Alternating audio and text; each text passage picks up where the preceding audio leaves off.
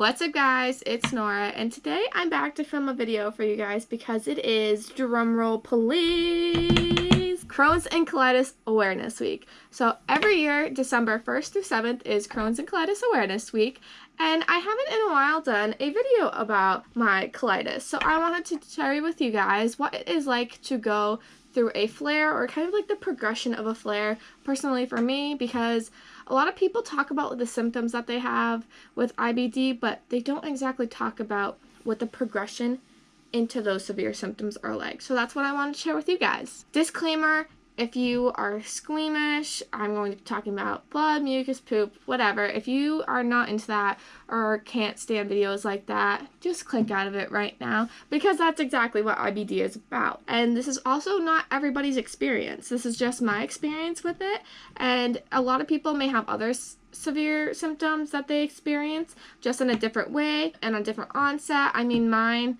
either seem to go 0 to 100 or they're very gradual. Other people may just wake up with a symptom one day, but everybody is unique and different, and everyone has different experiences with the diseases. My symptoms are a bit weird because they kind of take two tracks, and usually when I was younger, they seemed to take a very gradual increase of symptoms into a flare.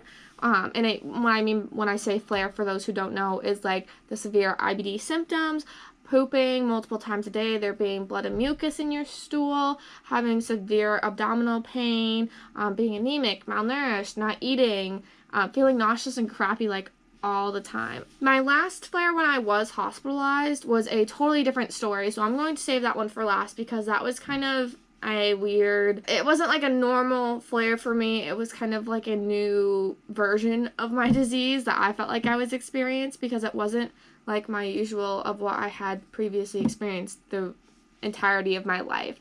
But when I was younger, before this past one, my symptoms usually, because they were so gradual, they were almost a little bit hard to tell when I was going into a flare, because I mean, when you have poop problems, any given day, if you're pooping like 2 or 3 times, you might be like, oh, did I eat something funky? I also have IBS, so as I got older, it was hard for me to distinguish, okay, am I pooping because I'm nervous, or because I ate something crappy, or because of my IBS, or is it really my colitis? I mean, it's really hard for people, especially I think those with IBS can vouch for this. It's really hard to have kind of a crappy day and be like, okay, is tomorrow going to be worse?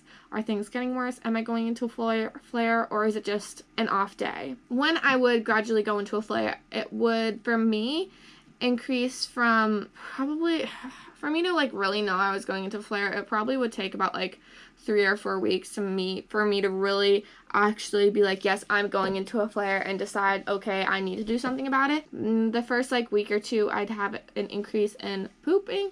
I'd be going like 2 or 3 times a day, but usually that was it. It was just like, okay, like, am I just going a lot? Am I just like having a stressful time in my life? Because stress is also a huge trigger for my IBD.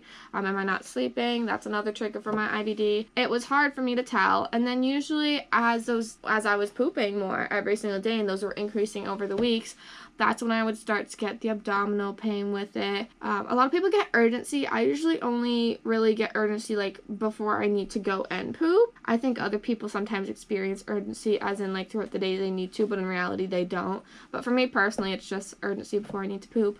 And then I'd start seeing an increase in like the change of my poop, obviously, and the consistency of it. It would go from being more solid to more liquid and just diarrhea. And then I would see an increase in the change of color of it, specifically because when you start getting ulcers and you start bleeding internally, it's not like all of a sudden like there's spots of blood there.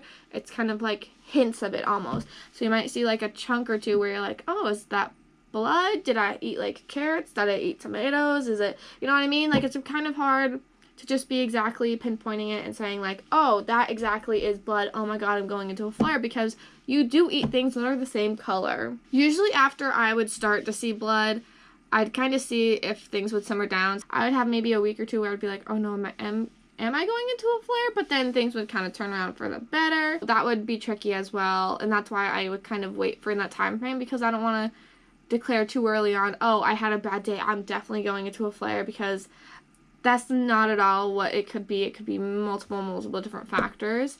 But usually I would start seeing the blood. I'd start then, after like seeing like my poop would be a different color, then I would actually start getting mucus. I would start getting blood in my stool, very visible blood, like you're straight up pooping blood. I would get abdominal pain. I would get anemic, so I would get really moody and really, I don't know, I feel like kind of like a short wired fuse almost. Like I had a really short fuse. Usually also when I flare, I get really nauseous. Usually people feel more crappy than they feel nauseous. Usually I get really nauseous. I don't want to eat anything because if you think about it, the more, and this is again personally for me, but majority of people I believe, the more you eat, the more your stomach hurts because there's more food going through your digestive system, more food irritating it at the end. So I personally kind of would stop eating. My sophomore year, I got to the point, and I remember also this after my 8th grade year, the summer I flared, it would get to the point where, like, I eat, like, 2 crackers and I'm full. Like, for a whole meal. And I'd eat that, and I wouldn't, like, snack or anything, and I'd eat that, like, 2 or 3 times a day. I'm also very much someone that if I am flaring, I have my safe foods, and I don't kind of stray from that. Anything that bothers me when I'm flaring, especially, is anything that's sharp. So, like, chips. Chips are a no-go for me. Pizza. Pizza was a big one that I've noticed now that I've gotten older.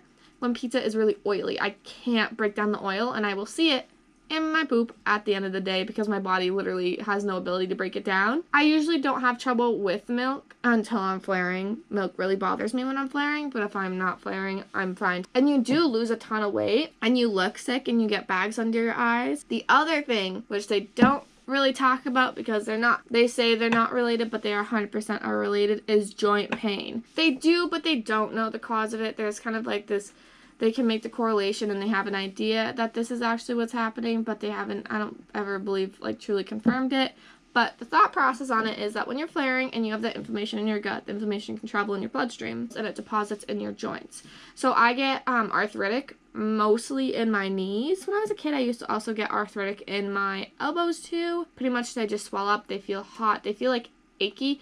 And the weird part about it is almost makes you feel like you need an urge to move the joint, but the more you move the joint, the more you're in pain. Another thing that I had symptoms of when I was little, but less now that I'm an adult, is for some reason people with IBD, especially colitis, get inflammation in their eyes, which can literally affect your eyesight. So I can have perfect eyesight, but if I'm going into a flare 2 weeks later, I can have damage done to my eyes as well as my eyesight can be affected. Personally, for me, this is another weird one, and it's only happened past 2 or 3 times that I flared, is I almost got a little psoriasis, which I've never had prior to when I was younger, and I never had when I was originally diagnosed. But for whatever reason, the past 2 or 3 times when I flared, have gotten like psoriasis and like skin rashes, like around my elbows particularly, kind of in like the creases of my body. And psoriasis is also autoimmune. So when you've got one autoimmune thing going on, you can kind of most commonly have other autoimmune things maybe going on. You just don't know about it. Another big symptom that I have when I am flaring is acid reflux or GERD. This is just another weird thing that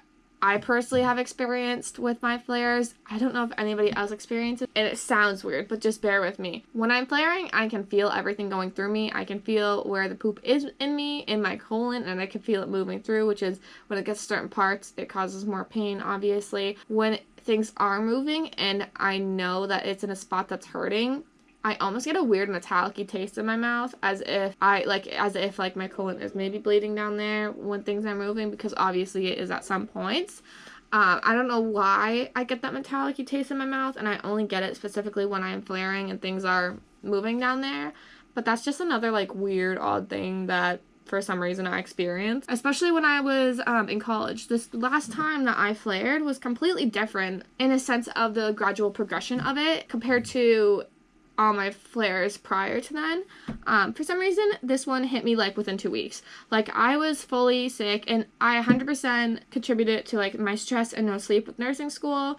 But for whatever reason, this last time that I flared, because it developed in 2 weeks, I had all of a sudden was like pooping 3-4 times a day, and then the next week I was pooping 5-6 times a day. Again, remember, diarrhea, blood, and mucus pretty much. Urgency like before I'm going, on top of all the other symptoms that I just talked about. For whatever reason, I thought it was IBS, because when I get stressed out and I get nervous, I get IBS symptoms and I'm pooping myself. So I really struggled this time to like quickly identify that I was going into again a very quick, fast downhill flare, because all my other flares had been very gradual over multiple weeks, whereas this one I was like very ill within 2 weeks. Whatever the reasoning is that, I don't know whether that's going to happen in the future if I ever flare, because right now I haven't flared since then, but whether that's going to be my new kind of normal of flaring in the future, I have no clue. It was very, very different, and I can't tell you why. It could have been because of the stress of college, but I mean, I'll never know like the definite answer to why. Every experience is different. Every single flare is different.